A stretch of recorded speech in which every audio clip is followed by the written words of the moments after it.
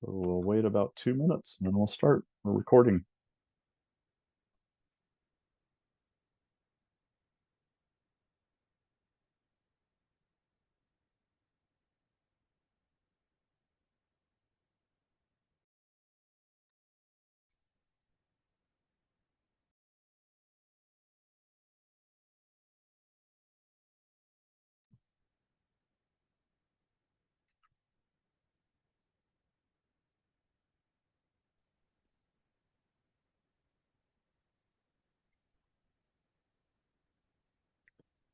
Welcome to those who have joined. We're going to wait 1 more minute.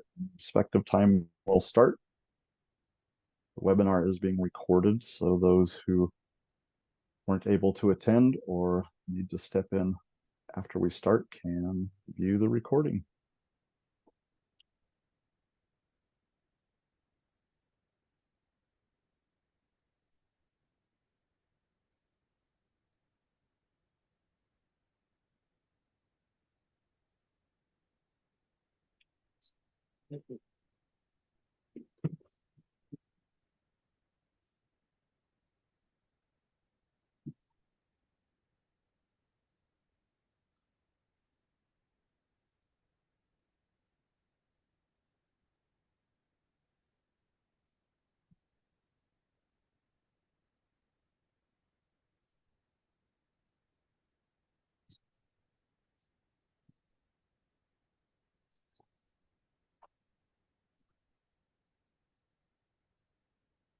And welcome everybody to my monthly live stream webinar called Supercharge Your Bottom Line Through Disability Inclusion. I am Dr. Kirk Adams talking to you from my home office in Seattle, Washington, where it's pouring rain outside.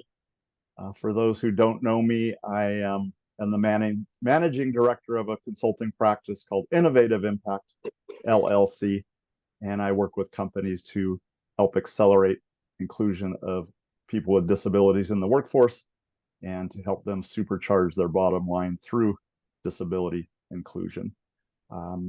Immediate past president and CEO of the American Foundation for the Blind. Before that, held the same roles at the Lighthouse for the Blind Incorporated. And I am featuring today a wonderful partner, the APEX program, which prepares blind people for careers in cybersecurity. And I have two of my APEX program teammates here, David Mayne and Katie McAuliff, and you'll hear from both of them a bit later. I also want to welcome Kalana to the Innovative Impact team. She joined us Monday, and she'll be working with all of you to share social media. And so welcome, thank you, Kalana.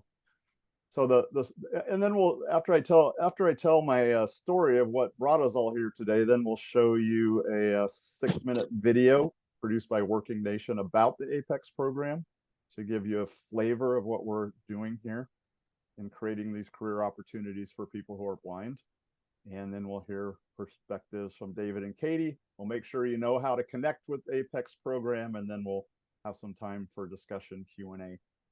So the story really has two interweaving narratives. The first is when I was at the American Foundation for the Blind, we were given the opportunity to be named as the third central nonprofit agency under the Ability One program, which is a federal procurement and employment program that allows nonprofits employing people with disabilities to obtain government contracts. And we entered into a 5-year cooperative agreement with the Ability One Commission. And the first phase was called Research and Study. And we spent 2 years doing in-depth research. AFB is a renowned research organization. And our charge was to identify 3 new lines of business that could be introduced into the Ability One program that would create career pathways into competitive, integrated employment and fulfilling careers for people who are blind in knowledge-based work. And we identified 3 lines of business. One was contract management for civilian federal agencies. The second was digital health or telehealth. And the third was cybersecurity. And the criteria we were using in our research were we wanted to find industries with a wide range of career paths, industries that had projected long-term above average growth in employment opportunities, industries where there were career paths that were accessible to people who are blind and have other disabilities, industries where advanced degrees were not required, industries that had strong infrastructure around commonly accepted certifications, industry associations, and finally industries that had indicated that they were being proactive around diversity, equity, and inclusion. And cybersecurity fit all of those criteria. We finished our research and study phase, delivered our line of business analyses to the AbilityOne Commission, and then the pandemic set upon us, and we did not see a way to operationalize at that point. So we exited the cooperative agreement after phase one. But cybersecurity is something I immersed myself in for several years as far as a field of endeavor for careers for people who are blind. Fast forward a little bit, as I made my change and stepped out of my role at AFB and launched my consulting practice, Innovative Impact. I did what they call activate your network. So I went through my LinkedIn and reached out to people that I had great relationships with and shared my passion for employment of people with disabilities and let them know I was setting off on a new adventure and was just looking for fun, innovative, high impact projects with cool people that would accelerate inclusion of people with disabilities in the workforce. And I reached out to a blind friend and colleague named Dan Berlin. And now I'll start the second part, the second narrative. In 2020, as AFB was preparing for our centennial year in 2021, I was contacted by a blind friend and colleague named Jack Chen, who at that time was assistant general counsel at Google, working in New York at Chelsea Market offices. AFB's offices were about 10 blocks from his. When I first moved to New York to go to AFB in 2016, Jack reached out and said we should meet. We did. We became friends. And he reached out to me in 2020 to say that he and a blind person named Dan Berlin, whom I didn't know yet, were putting together a team to do the Race Across America. And the Race Across America is a single stage bicycle race, the longest in the world, from the Pacific Ocean in Santa Monica, California, to Annapolis, Maryland. And a single stage race means someone on the team is always pedaling. And they put together 4 tandem bicycle teams with a blind professional on the back and a sighted guide on the front. And they wanted to put together the logistics to compete in this race, and they were looking for sponsors. So AFB had put together a budget to celebrate our centennial in 2021, and we had designated $25,000 to sponsor something cool. And I passed Jack and Dan on to our communications lead, and she thought it was a perfect fit. So we were the lead sponsor at AFB of the Race Across America. And footnote, there's a documentary film called Surpassing Sight, and Jack and team will be my guest here next month, last Thursday in May, and talk about the documentary film. In any case, I had reached out to Dan as I activated my network and told him I was looking for fun, innovative, high impact things to do with cool people. And he called me about a month later. And he said, my wife and I were on vacation in the Seychelles, and my wife went on a dive trip, and she met a lady who was the co-founder of a cybersecurity company called Novacoast. And they are very interested in creating a significant presence in cybersecurity for people who are blind. And David Mayne will tell you how that program was developed, but they were just at the beginning stages. They, as a wonderful privately held entrepreneurial company, put resources in places where they want great outcomes. So I had the opportunity to speak with their CEO, Paul Anderson, who lives here in the Seattle area. We talked about the possibilities of engaging significant numbers of blind people in the cybersecurity industry. And I was given the green light to join David in his Apex program team. And then Katie joined us a bit later. So with that, if we could show you the video and give you the flavor of where we're at with the Apex program, and then we'll hear from David and Katie.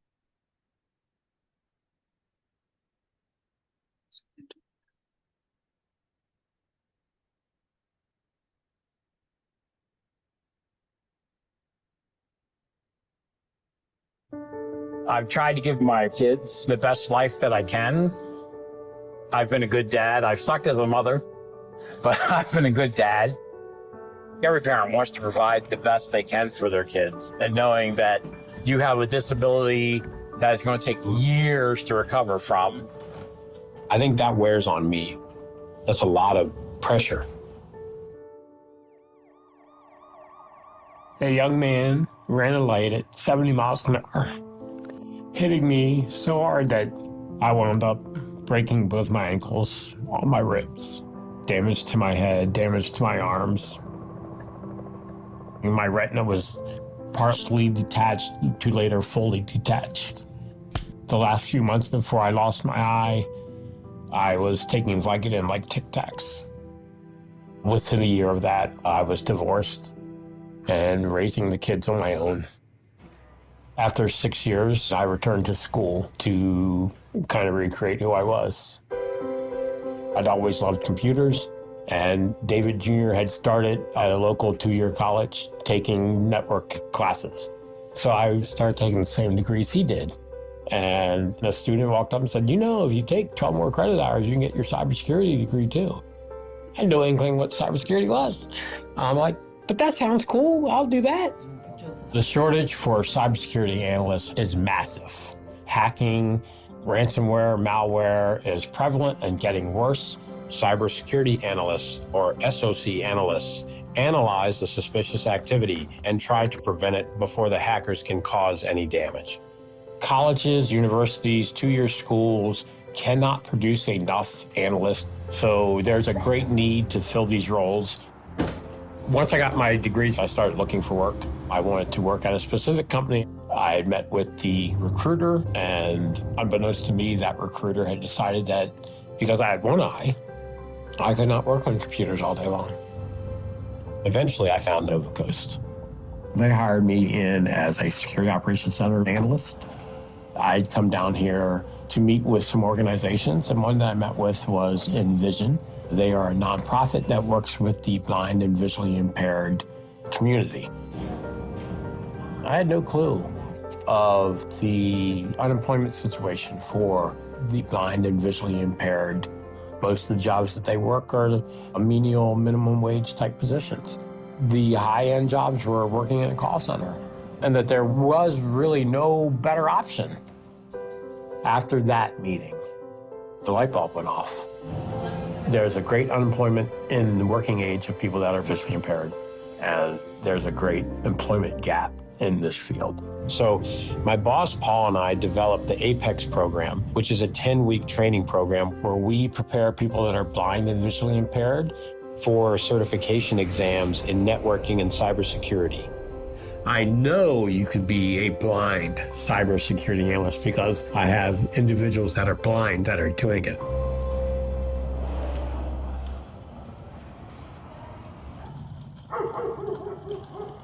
I am Curtis Jackson. I was born blind due to congenital glaucoma, and glaucoma runs in my family. Growing up in a town with the only blind person, I did kind of lean into the idea that people thought that I needed to be in the special ed classes, even though I knew I didn't belong there. After I left Louisiana Tech, I bounced around for a few years, and then I got a telemarketing job. It's not what I want to do, but if I don't do it, I'm not going to be able to take care of my family. I did that for a couple years, and then I get told, we're ending your positions, so you have 6 months to find another job. Some notification on Facebook came up about the cybersecurity program called the Apex program. And so I filled out everything that I needed to and got started on May 1st. I'm like, this is a 10-week program? We'll just see what happens. What happened was, at the end of the program, David was so impressed with me, he said he wanted to get on a call. Then next thing I know, I'm getting an email that says Novacoast offer letter. So I immediately go to my boss's office and put in my notice. Curtis is our first student that graduated to come to work at Novacoast. Just amazing from day one. He was like, I can't wait to work. I can't wait to change careers, to get a career. Our CO told me, if you come across a student that you think would be a good fit for our culture and that can do the job, let me know. And ding, ding, ding, he's the guy. It feels great to say I am a SOC 1 analyst. I think having this job will give me a chance to do more things with my family, and hopefully I can use this experience and opportunity to help others change their lives. In 2017, a recruiter decided that with one eye working, that I couldn't do the job. A few years later, we proved that somebody that can't see very well could do the job. And yesterday, we proved that somebody that can't see at all can do the job. I look at it as me starting this job to help blaze a trail, working with others and pioneering so other people can start this job all across the country and across the world. How are you doing? Nobody gets through life alone without help. It's impossible. But to be able to know that I am helping people get a better career, I could not be happier. Yes, blind people can do this, and we need to do this. Nice to finally meet you. Nice to finally meet you too. Yeah.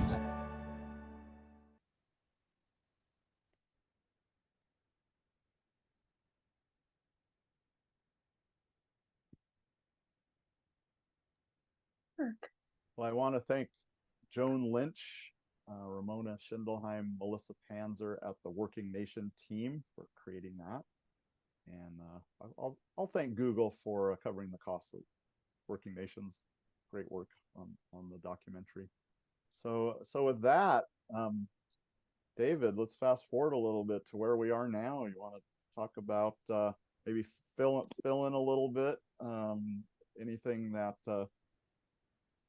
couldn't fit in a 6-minute video, and talk about there's a lot. Talk about your vision. Talk about your vision for the future of the program. Yeah, so my vision is to see the program grow, because we don't generally take money from students. We rely on state vocational rehab agencies to cover the funding, which means we have to get set up with each state individually.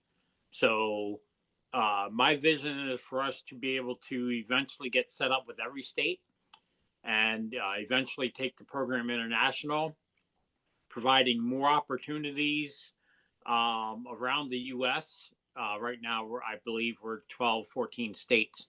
So we have a lot of ground to catch up to. But the vision is to keep growing the program. We want to do things like offer high school seniors, high school juniors, an opportunity to start earning these certifications while they're wrapping up high school so they can go right into their chosen careers when they graduate, just like everybody else does. We want to expand what we offer to give further certifications once someone's in the workforce. There's a lot of work to be done. What we're teaching now is the entry level, the basics of what you need to start the job, but we want to support our students along the way. We want to see the staff augmentation section of the program to expand to more companies. We want to to get more companies to sign up and say, hey, we'll interview your students for positions. So that's kind of the focus is growth, both in the U.S. and in the job market. Thanks, David. And I've said this numerous times since I've been involved with the Apex program. I have been devoting my professional career to creating opportunities for people who are blind for 30 years plus. And if I were going to design something from scratch, it would look an awful lot like the Apex program.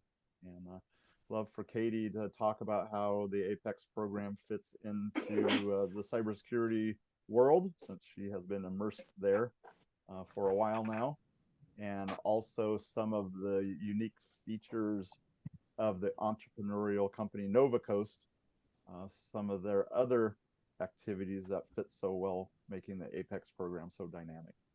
So, Katie. Great. Thank you, Kirk. I really enjoyed being here today.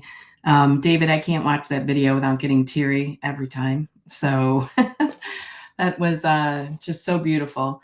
So yes, as Kirk said, I work for Novacoast and have been at Novacoast to be 14 years in June. And prior to that, I come from IBM and from Novell, or basically other IT, computer, cybersecurity companies. So that has been my entire career. Is working in that space and managing teams, et cetera, in that space. Novacoast is private, no outside investment. I think we're in our 28th year, I believe. So we've been in business quite a long time. Fabulous expertise in a very boutique area of cybersecurity, security, software development, identity and access management, but really very focused on security and high-end security. We have our clients are really the global financials who have very sophisticated security systems. And the reason why I say all this is when you think about the Apex program and the training that we are talking about here today, the fact that Apex is a division of Novacoast, which is a true long-term entrepreneurial cybersecurity company, just gives a lot of benefits to the program. David came up through our security operations centers as an analyst. He wrote the curriculum for this, has a great background in it. And then the other organizations that Kirk mentioned, Novacoast being the parent company, Apex is a subsidiary or division. And then we also have Novacoast Staffing. So for a very long time, we've been doing staffing and placements of high-end engineers and developers in our customer base or with other organizations. So Novacoast Staffing is going to support Apex. We also have a division called Novacoast Federal. We do business with 40 federal agencies. They've been working with us and some of our graduates in terms of placements with the federal government. And we have a cybersecurity conference we run every year with 120 CISOs. So we've developed this whole community of organizations that stand around Apex, willing to support us and support our graduates. And to Kirk's point, I sort of agree. It's a perfect storm of a number of things. And so we're very grateful for that. When we have a newsletter, we just issued our second one this week. I will invite anyone who's interested in the Apex program to go to the Apex program website, which is www.theapexprogram.com. There is an inquiry form, so if you are a prospective student or employer or service provider, please fill out the form. We will happily dialogue with you, whatever your level of interest is. A couple things to add. So the White House, July last year, created a national strategic framework on workforce development and education for cybersecurity. And they cited in their 62-page document that at that point in time, there were 755,000 open jobs in cybersecurity. And I believe the newsletter cites 63,000 open jobs this week for those holding the certifications that the Apex program prepares people for. The program is very young. We are very much in the spirit of continuous quality improvement. We are evolving as we go. The program is on a new learning management system as of April 1st. There are 4 distinct different accessible ways that students can access the curriculum depending upon their preferred learning style.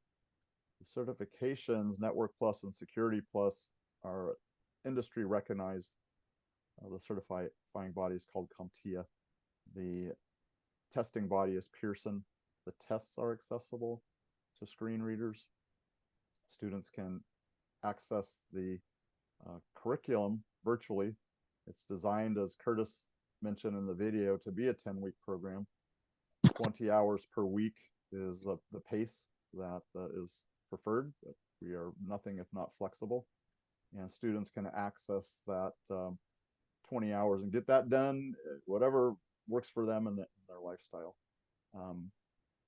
Students are monitored. There are daily quizzes. The learning management system gives visibility to student progress. And then if a student seems to be getting off track a little bit, David Mayne swoops in and touches base with the student, and they have conversations and one-on-one time until things are back on track.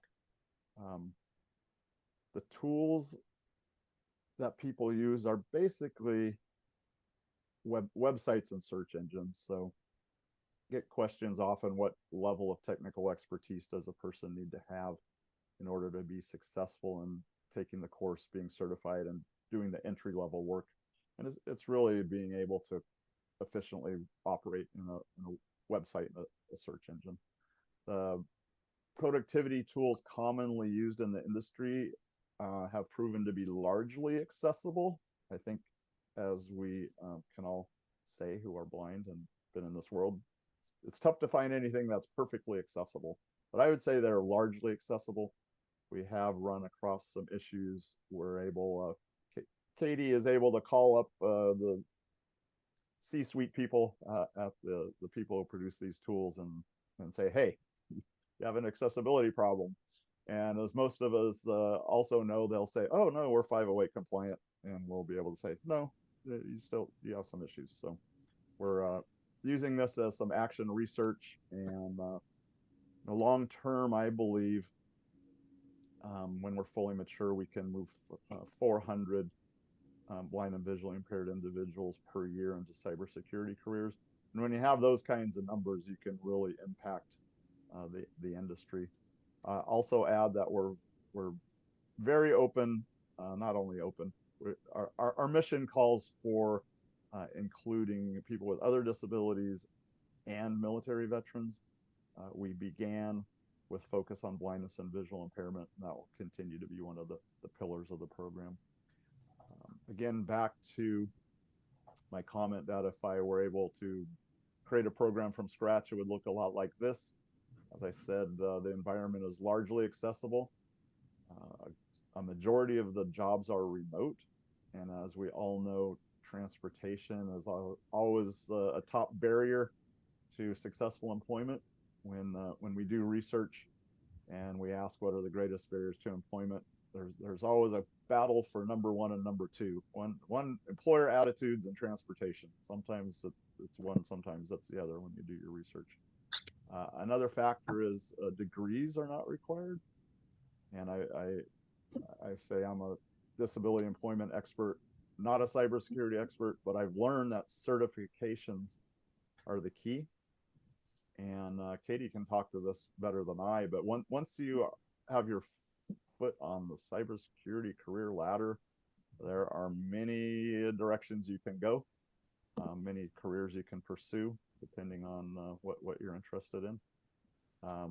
And what I've learned also is that once a person is employed at a company, this industry is very predisposed to supporting employees to grow and learn, and to stack certifications, to add other certifications. Katie mentioned the Innovate division of Novacoast hosting 2 cybersecurity conferences per year, where they fly in 120 or so chief information security officers, which I've learned are called CISOs. So 120 CISOs gathered for 3 or 4 days, and there's an opportunity to speak to each and every one of them. David and I attended 2 together, and we have a robust list of over 70 CISOs who indicated that their teams would gladly interview graduates who come to them with the Network Plus and Security Plus certifications. Again, there's the staffing division of Novacoast that can help with placement and connecting graduates with interviews and employment opportunities. And yeah, well, Katie, maybe you could expand a little bit on what the opportunities are once the person has completed the program, become certified, and got that entry-level security analyst job. Where can people go from there? Sure, that's it's a great conversation to have, and I'm always conscious of the fact that if you don't come from the IT world or the IT industry or what we really have only been calling cybersecurity for a few years, you don't know what the jobs are and what they entail, and a lot of times you don't know the acronyms, for instance, that we use all the time. So the best thing of all is, again, if you graduate from this program, when you graduate, get your certificate of graduation, and then you'll take these 2 exams and you get your certifications. You are prepared to be an entry level because of your certifications. You're entry level, let's say a help desk person, a security analyst, as David and Curtis described in that video. The biggest key is getting experience. So once you're in that job for 6 months or so, a year or so, you really can get better at it, improving. There are, I don't even know how many more types of jobs and careers once you're in the door. There are things maybe you're interested in software development. We have, I think, a student in the class now, David, that has a software development background. It's fine. Get in the door, get into a security role. There's always a need for software developers. If you're in cybersecurity specifically, there's jobs like threat hunters that dial in or connect to organizations and roam around the networks and look for malware or malicious software, executables, etc. So that's a threat hunter. There's penetration testers.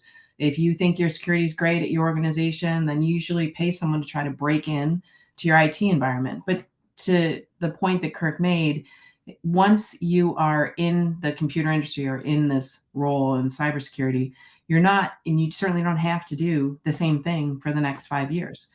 You can go left, you can go right, you can be promoted. And again, we have also jobs, marketing jobs and sales jobs. I mean, the industry has all those normal jobs as well. So it's really a great entree into the space.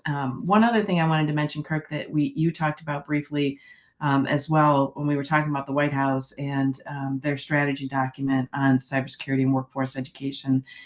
There's a federal government division called NIST, National Institute of Science and Technology, I believe. NIST runs a website called CyberSeek. So again, it's CYBERSEEK, cyberseek.com. And that actually will tell you, you can click state by state by state, and you can see how many open cybersecurity jobs there are in your state. This data is gathered through the Bureau of Labor and Statistics constantly, and it's constantly updated. And if you scroll down to the bottom of that screen, you also see that there's a place where it says what types of certifications are required, how many jobs are available, for instance, that are requiring the Security Plus certification, which is one of ours. And it's the second most requested certification in terms of open job opportunities. So anyway, I'm just saying, like, we can talk about it all the time, how we have this real need to fill these roles, but the data is absolutely there, and you can check in your own state, and then you can see that a certificate like we'd give you in the Apex program really is an entree into very viable employment. Thanks. And David, you were a hiring manager. You started at a security operations center, which I now know is a SOC. You started working at a SOC. You managed a SOC. You needed to hire lots of people. And the Apex program really started as you developed training programs for the general public so that people could come work for you. get the training that they needed, and then it evolved into the accessible blindness focused APEX program.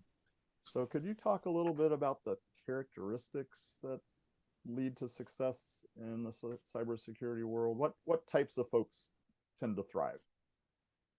So I would think puzzle solvers, for lack of a better term, somebody that won't just look at something on the surface. Will be a little bit analytical. A little OCD never hurts. I use my son as an example. He's autistic and has OCD, and he's probably our top analyst. But somebody that will pay attention to detail will, for each of these events that come out, there's what we call a run book. So no one has to recreate the wheel. There's a run book that tells them if A happens, do B, if C happens, do D. So someone that can follow instructions and will follow along with what the run book says to do. Be analytical.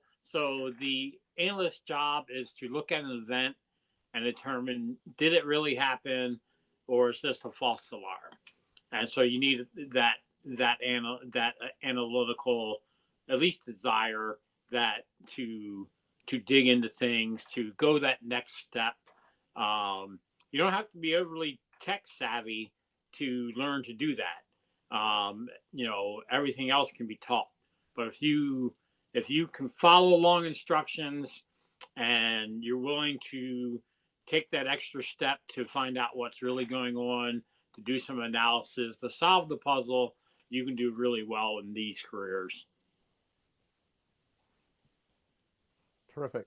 Thanks. So again, I'm going to invite you, whether you're viewing with us live or a recorded session, if you have any level of interest in the APEX program, please go to the webpage, fill out the inquiry form.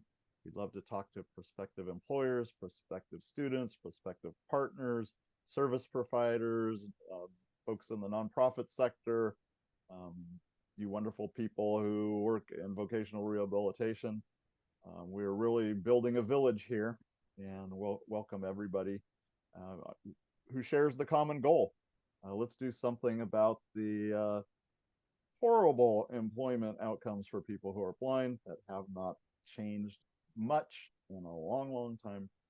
And again, my vision is 400 blind people a year entering cybersecurity, and cumulatively over 10, 12 years, 4,000, 5,000, 6,000 blind people in cybersecurity, which will change an industry. So that's what I'm hoping to accomplish. Would love to work with you to make that happen. Again, it's www.theapexprogram.com. And if we have any questions, comments, thoughts, this would be the time to speak up.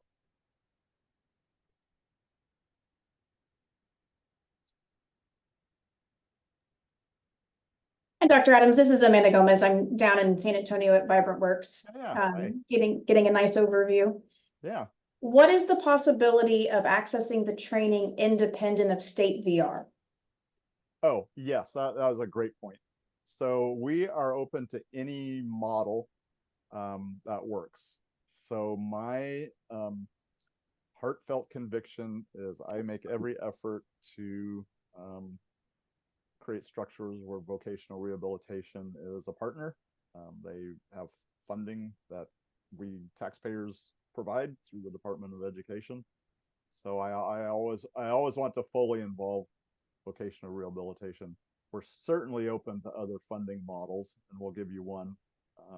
We're working with the Chicago Lighthouse for the Blind. They do not have a training contract with the state of Illinois. They have a placement contract, but they have included the APEX program now in 2 grant proposals that they've made. One is for a state of Illinois workforce development grant, and they've put in the tuition and cost for 5 students in that grant. And another is requesting funding to cover costs for 35 homeless veterans in the Chicago area to go through the program. So we're interested in blind people being trained, certified, hired, and there's many paths to get there. So thank you for that question. Excellent question. I'm making a note to mention that next time we talk about the program. Yeah, and I was going to say, Kirk, even Envision, who was our first partner in Wichita, Kansas, Envision is using a grant to fund a number of the students that they have sent through Apex versus Voc Rehab. And I think it was a local grant. David might know more about it. But yeah, I mean, the idea being obviously that we want to fund the students being able to take the course in whatever manner that works, the quickest, the fastest, and the easiest. Or is there pricing information on the website? There is not pricing information on the website. The course is $7,500. Okay. And again, it's 10 weeks online on demand, about 20 hours a week, so 200 hours. We have found some students take a little longer than 10 weeks. Some actually take a little bit less, but that's about the expected time frame. And then that cost includes the ability for the students to take both exams, so CompTIA's Network Plus and CompTIA's Security Plus twice. So everybody who takes these exams, every population cited none, there's a 30-40% failure rate on the first time you take the test. I think it's 30%, David, is that right? Anyway, they're hard tests. So we actually fund the ability for the students to take the test twice. And these are accessible, if they can use JAWS or their screen reader, and we get that all set up for their ability to take those. So that tuition includes all that. Yeah, it's about a 30% fail rate. So yeah. Regardless of cited, not cited, experience doesn't matter. That's the way the exams are. So we like to give that second attempt. The first attempt, when they get their score, will tell us how they did on the exam, not just point wise, but the areas of the exam they were weak in. And I will go back and make them a study packet to help with those areas so they're stronger the next time through.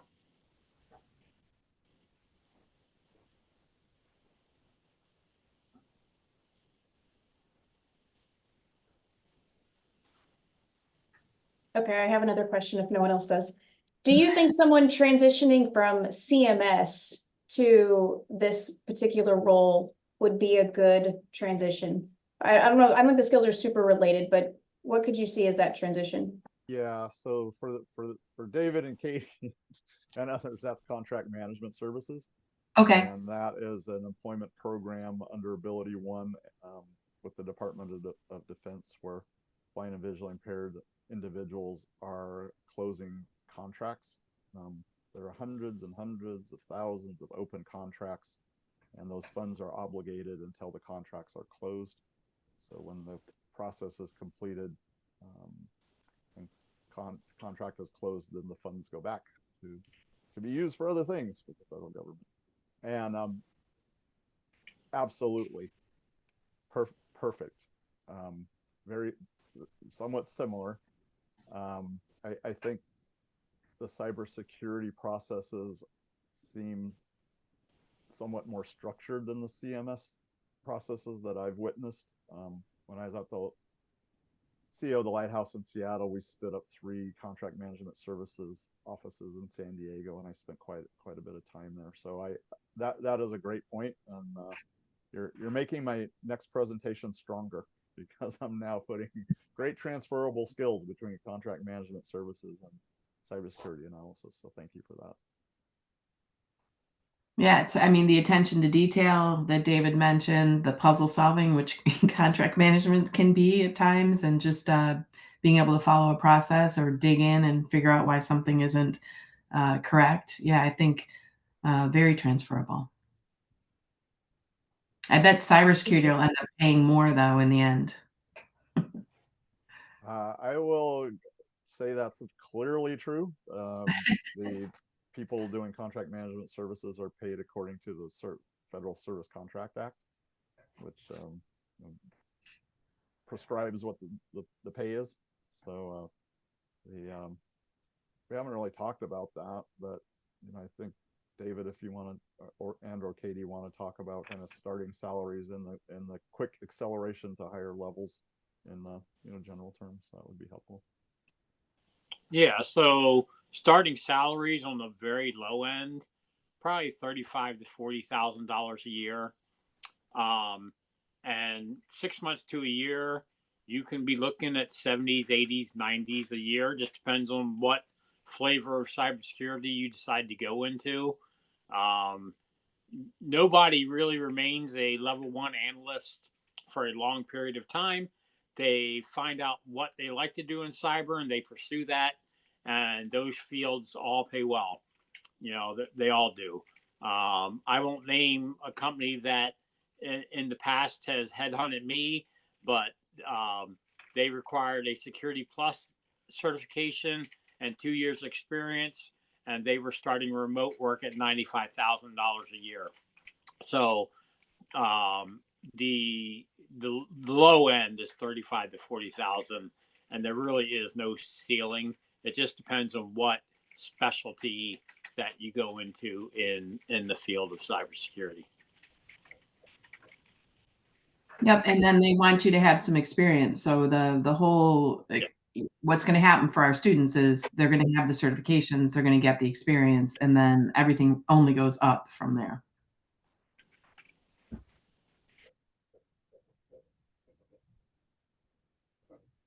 All right, I will come back with some more questions. So the two certs that students would graduate with from the program are the CompTIA network, is that correct? And the other one, what are the certs that they have when they're done? Network Plus and Security Plus. Oh, right, okay. And we teach Network Plus because if they're novice, that gives them all the building blocks that they need, even for their security career. And then Security Plus is the entry level cybersecurity certification. In the industry, if someone obtains these credentials and then gets an entry level job and they see that pathway that like, I want to specialize in this, is it typical for their current company to pay for additional certifications, or in the industry, is that self-funded after the initial cert? A lot of times the employer will pay for them to get a new cert, or at least reimburse when they get a new certification. So I've seen employers pay for them to do boot camps and get a cert. I've seen some that'll just reimburse, but generally, yes, it's in the employer's best interest for them to get certified. Thank you.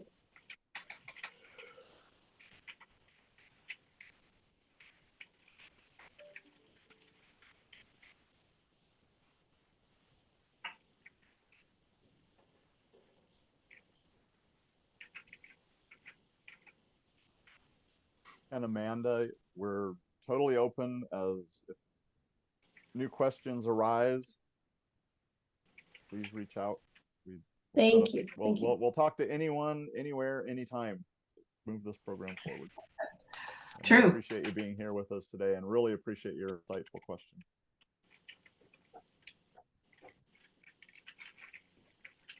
So with that, we will wish you all a great rest of your day. And please join me next month, last Thursday of the month, 11 o'clock Pacific, where we will feature the documentary Surpassing Sight and the Surpassing Sight's intention to create a social impact program based on the film to accelerate inclusion of people who are blind in the workforce, which is what we are all about. So thank you so much for being here. Have a great rest of your day. Thank you, everybody. Thank you. Take care, everyone. Bye.